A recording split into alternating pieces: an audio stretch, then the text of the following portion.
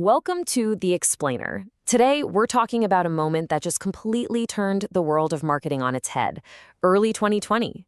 We're going to look at how some of the world's biggest brands had to react when their entire playbook was, well, thrown right out the window, basically overnight. Right, let's just dive straight in, because this was the billion-dollar question, wasn't it?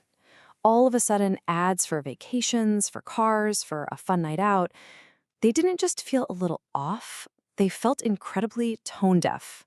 Every single company, from the massive corporations to the small local shops, had to figure out, what is our place in a world that has just completely changed? And that really sets the stage for us. We're talking about a world interrupted, and a marketing challenge that, honestly, no business school textbook could have ever prepared you for. Yeah, as our source material from upGrowth puts it, things for brands had, and I love this quote, changed upside down. Suddenly, the normal everyday messages about buying things, about aspiring to a certain lifestyle, they weren't just irrelevant, they felt deeply inappropriate. The entire advertising machine was built for a reality that, for a little while anyway, just didn't exist anymore. And this single insight right here became the new North Star. It wasn't about what you could sell anymore. It was about what you could give. Things like support, guidance, a real human connection. This was the moment that brands woke up and realized that trust was suddenly a much, much more valuable asset than any single sale. So the old rulebook is in the shredder. What came next? Well, this huge shift created a totally new set of rules for how brands should talk to people. And you can see the pivot so clearly right here. The whole model just flipped.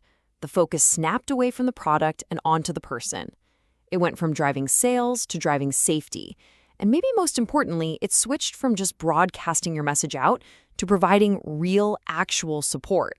It was a huge move from a one-way monologue to a two-way conversation about what we were all going through together. And yep, this strategy has a name: crisis marketing. But don't let that name fool you, okay? This isn't just about damage control. It's a very deliberate choice to put presence and purpose ahead of profit. It's all about showing your customers that you're with them, not that you're just trying to sell to them. So what did this actually look like out in the wild? Our source material points to some really brilliant marketing ideas that pretty much became the new crisis playbook, the actual boots-on-the-ground strategies brands use to find their way. Okay, this first play was purely visual, and honestly, it's just ingenious because of how simple it is. Brands started tweaking their most valuable asset, their logo, to echo the single most critical public health message of the time. The power of this is just incredible. I mean, look at Audi and McDonald's. Without writing a single word, they used their globally famous symbols to send a really important health message that everyone, everywhere, understood instantly. It was like they created a universal language for social responsibility over. All right, the next play moves us from visuals to voice. Here, brands used their gigantic platforms not for advertising, but to just blast out messages of unity and collective responsibility. They basically became our public service announcers. I mean, Nike flipping its iconic slogan like that was a masterstroke. Then you had Hindustan Unilever in India creating this powerful campaign for social distancing. And it wasn't just huge global brands. You had regional groups like the Ohio Department of Health, and even sports teams like the Delhi Capitals using their influence.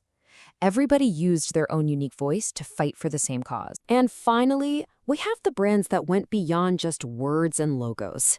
This play was all about them rolling up their sleeves and offering direct, meaningful, actual help to the people who needed it the most. So here you can really see a whole spectrum of support. On one end, you got this incredible concrete action, like Allbirds literally giving away free shoes to healthcare workers. Then you've got brands using their platform for really powerful emotional support, like the insurance company Bajaj Allianz sharing a message of hope, or the restaurant app Dine Out encouraging people to stay home. Every single one of these actions showed a level of empathy that no traditional advertisement ever could. So, after all this, what's the lasting impression from this massive pivot?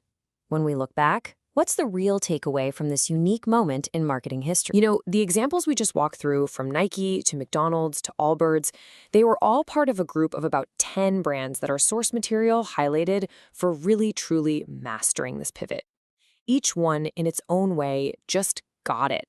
They understood that this moment required a totally new kind of leadership, one built on community and on care. What these brands showed us is that empathy can actually build a stronger, more resilient brand than a sales pitch ever could.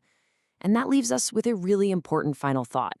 Was this just a temporary thing, or did this crisis permanently rewrite the rules for good? I think the biggest takeaway is this: purpose and humanity. They aren't just optional extras in marketing anymore. They might just be the new foundation.